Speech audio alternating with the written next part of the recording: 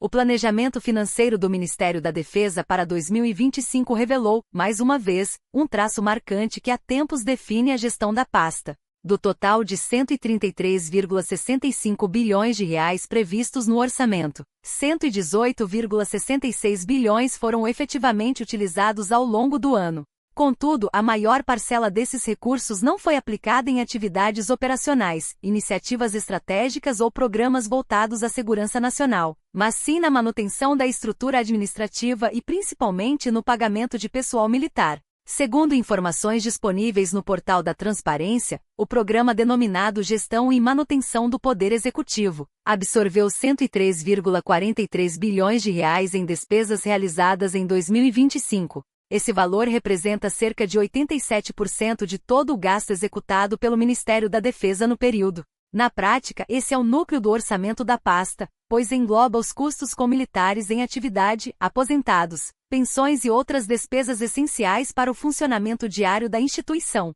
Nesse cenário, os gastos com militares inativos e beneficiários de pensões chamam a atenção.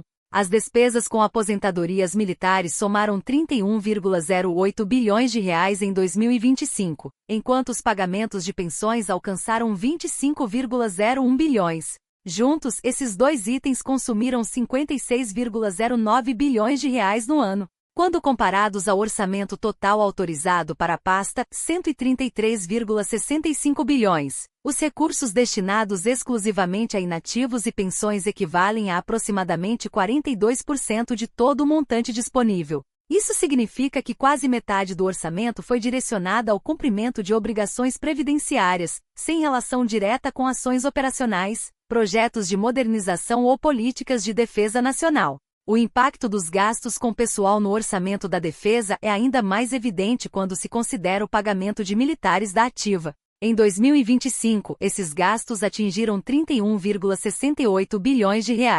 Ao somar os custos com ativos, inativos e pensões, chega-se a um total de R$ 87,78 bilhões, o que corresponde a cerca de 74% de todas as despesas executadas pelo Ministério no período.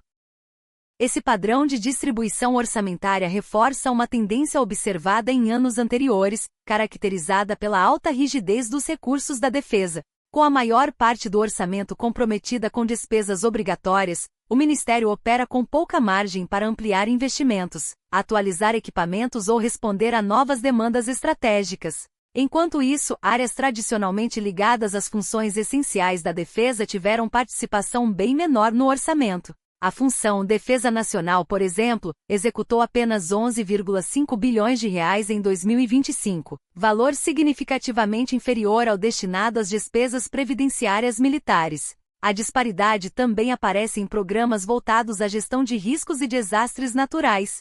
Em um país frequentemente afetado por enchentes, secas e eventos climáticos extremos, esses programas receberam apenas R$ 498,1 milhões em 2025, o que representa cerca de 0,4% de todo o gasto executado pelo Ministério no ano. A análise desses números foi divulgada por meio de dados oficiais e discutida em reportagens especializadas sobre orçamento público e defesa. Especialistas da área destacam que o debate sobre o tamanho do orçamento da defesa no Brasil costuma se concentrar em comparações internacionais, especialmente com os parâmetros da Organização do Tratado do Atlântico Norte, OTAN. Ananias Oliveira, pesquisador de estudos militares, observa que essa discussão muitas vezes ignora como os recursos são distribuídos internamente. Enquanto países da OTAN utilizam como referência a alocação de cerca de 3% do PIB para a defesa, percentual que alguns já elevaram para até 5%, a composição dos gastos das Forças Armadas brasileiras apresenta diferenças significativas. Segundo Oliveira, aproximadamente 75% do orçamento da defesa no Brasil é destinado a despesas com pessoal, incluindo salários, aposentadorias e pensões. Esse percentual contrasta com o padrão observado entre os países da OTAN. Em 2023, por exemplo, os gastos com pessoal representaram cerca de 85% do orçamento das Forças Armadas brasileiras, enquanto os investimentos ficaram em torno de 5%.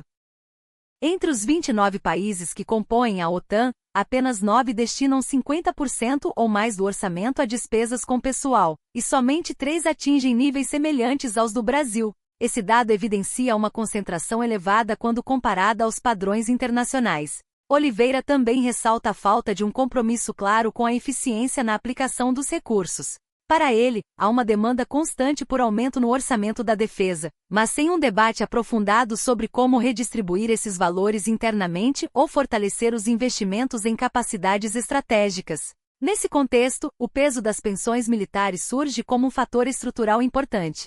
Estudos citados por especialistas indicam que um pensionista militar pode custar até 13 vezes mais do que um pensionista civil, o que aumenta a pressão sobre o orçamento e reduz ainda mais o espaço para investimentos.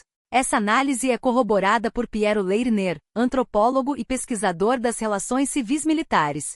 Segundo ele, existe uma lógica institucional nas Forças Armadas brasileiras que prioriza a manutenção do próprio grupo e de seus valores, o que dificulta mudanças mais profundas na estrutura. Leirner aponta que há pouca disposição para realocar recursos atualmente destinados a pessoal em direção a grandes transformações, seja na modernização de equipamentos, seja na própria reorganização da força. Um exemplo disso é o número de oficiais generais no país. Em 2025, o Brasil contava com 396 generais, quantidade considerada alta quando comparada a forças armadas de países da OTAN. Para o pesquisador, essa rigidez orçamentária também limita a uma reflexão estratégica mais ampla sobre as reais vulnerabilidades do país. Ele destaca que o foco histórico na força terrestre nem sempre dialoga com os desafios contemporâneos da defesa brasileira, como a proteção da extensa costa marítima. Enquanto essa estrutura permanecer inalterada, o debate público tende a se concentrar na necessidade de mais recursos, sem questionar de forma mais profunda o modelo de gasto.